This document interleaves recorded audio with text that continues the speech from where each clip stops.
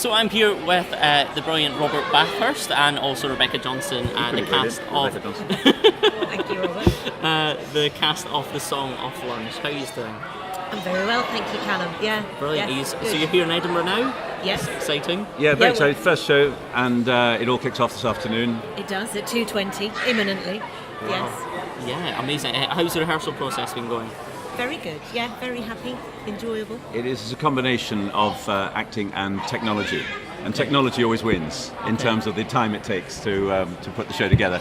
The technology being animated cartoon, and that involves video designers and all sorts of technicians, and the acting is, we're told to get on with it in the corner whilst the real business of the animation gets sorted out. So let's set the scene. So again, two old flames going out on a meal. You're going out for a meal together, and they're having lunch. They're having lunch. That's right. Well, what are the chances? Title, yeah, exactly. Having lunch together, and things don't go too well. Is that right? I think you can safely say it doesn't go according to, not quite how we'd expected. Yes. Okay. And where did the idea for the story come from? Because I know it's originally a piece from Costa. I'm not going to say that. So where did the actual idea come from? Again, it came from original novel that was written, and then also it was adapted. It's a poem. Yeah. All right. Okay. Did it actually come from a poem originally? Yeah, okay. By Christopher Reid, the brilliant Christopher Reid. Wrote a poem called The Song of Lunch, and we just lifted it off the page, become the people that the poem is about. And yes. How did you? It wasn't written for the stage. Oh, okay. It's a book I read a while ago. I read two of his books. One's called The Scattering, and one's called The Song of Lunch, and they are connected. And I was hoping to do them as a double bill, and this is the second half of the show in effect. Wow. It's they weren't. So I thought that maybe we could have music in one and our cartoons in the other. So been putting that together. This is the one with cartoons, and it's about a disastrous date in an Italian restaurant. Two former lovers. She'd left him 15 years before for a more successful writer than him, and she's come over to see him, and she's got children. She's got a successful husband. Why has she come? And why does he want to see her? And that's where it starts, really. And clearly a good chemistry, a great chemistry between you two in terms of actors. Was that always important from the start? Like, from yourself, Robert, I'm guessing you were involved a lot in the creative process and stuff as well. It was originally my inception, but what we've done is we've created a whole team who are wholly committed to the project and very skillful. And it's what I enjoy most about it. The whole challenge of the whole thing is it's completely unlikely as a project. Okay. I think it's in a category of its own, verse comedy with animation. Yeah. And so it's that's one of the exciting things about it, is taking something quite sort of oddly unusual to the Fringe and seeing how it goes. Yeah. And what about from your perspective, in terms of sort of the relationship between you two in terms of actors?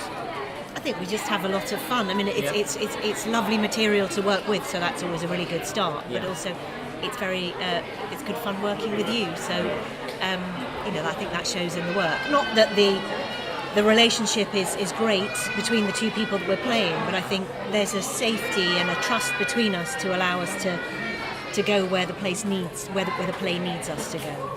And was there a lot of, comedy comes through as well, even though it's more play focused, there is a lot of comedy in terms of the... Hopefully, I mean, we don't know yet. Yeah. We'll find out at 2:20. It is. It's about people having a terrible time. You can't do and it's suitable for anyone who's been on a rubbish date. Okay. And it's also in verse, you see, that's the thing, is that you can hide the fact, you don't say the word poetry, because people think, oh, poetry, my goodness, it's going to be too difficult. It's in verse, everybody, it's in verse, it's poetry, it's written by a poet. Okay. And it is the clearest, funniest, most immediate, emotional and dramatic verse you could ever wish for. You're never left behind, and I hope you're going to laugh a lot. Yeah. Excellent. Very accessible. Excellent. And again, was animation always sort of one of the things that you always wanted to was animation one of the things you always wanted to bring through in the production? I wanted to find a way of getting this book onto the stage. You can get it into... Poetry is normally done in a room above a pub. Okay. Poetry is normally done for other poets. I wanted to introduce Christopher Reid. I'm not in the poetry scene at all, but I wanted to introduce Christopher Reid to theatre audiences, because I think he's brilliant, and I think he's one of our finest living writers. So it's a celebration of writing from that point of view. And how do you get it into the theatre? You could do it and with black drapes and a couple of chairs, and I have done it like that. We have done it like that before. But it's to get it into a theatre, to justify filling a big theatre, it's got these cartoons, and the main thing is that the animation has to work with the words. Everything works to support the words, and it's spectacular as well. Amazing. Now, I was reading as well, that a lot of your focus as well throughout the production was like you were working on Cold Feet as well, which again highly successful, but you were doing that throughout the rehearsal process as well. Was it quite hard to sort of find time together to rehearse, or was it quite easy? A little tricky. Yeah. Yes, absolutely. I mean, it's been a very elongated process. The rehearsal. When did we start? We started, I think, in March. We first met and rumbled through it, and and we've been grabbing rehearsals whenever we can. And is this the first audiences to see it, or have you taken it anywhere else previously? Have you tried any There sort have of been shows? previous incarnations of it, am I right in saying? Yeah. It's been developed for a while. It's been a project which I put on at Chichester originally.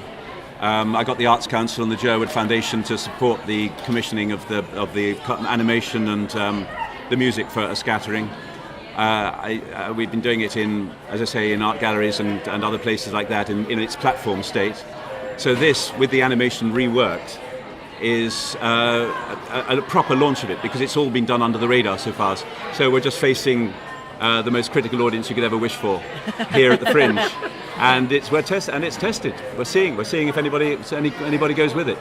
Excellent. And while you're here, are you seeing anything else? Have you got any friends that's in any shows? I've got loads of friends here, and loads of stuff to see. Yes, the diary is packed with different shows.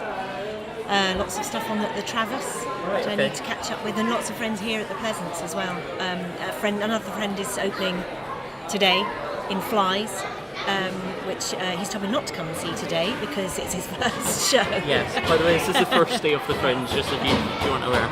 Yeah. So I'm sure it's brilliant, but just from a friend's perspective, I wouldn't put him under that much pressure to know that there's... And the fun about being around the Fringe are the whispers. Yes. Yeah. Is that you arrive and you look at the brochure, every single thing in the brochure it says is absolutely brilliant. And you start getting rather dizzy with that. You think, what is really brilliant? And then the whispers start. And that's how things build, and that's how you begin to program your viewing from there. Excellent. Well, have a lovely run. I'm sure you'll love it. Is this your first time in the Fringe, like performing? Third time. Is this your first? No, I was a student. I'd been here several times as a student. Oh wow! So it's the first time since about 1902. So like a little welcome return. First time for 3 decades. Amazing. Yes. Well, have a lovely run. I'm sure it'll all go well. Thank you very much, Rebecca. Thank you, Robert. Pleasure. Yeah, all the best with the Song of Lunch. Sounds brilliant. Thank you, Callum. Thank you.